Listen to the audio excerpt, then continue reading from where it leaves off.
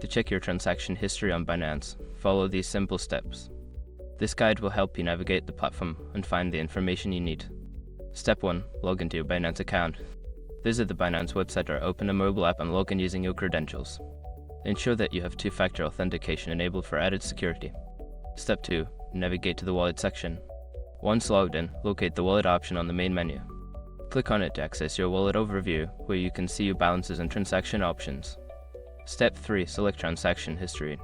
In the wallet section, find and click on transaction history. This will take you to a detailed view of all your past transactions, including deposits, withdrawals, and trades. Step 4. Filter your transactions.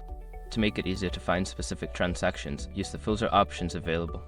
You can filter by date range, transaction type, or asset to narrow down your search. Step 5. Review and export your history. Once you find the transactions you need, you can review the details. If you want to keep a record, look for an option to export your transaction history as a CSV or PDF file for your records.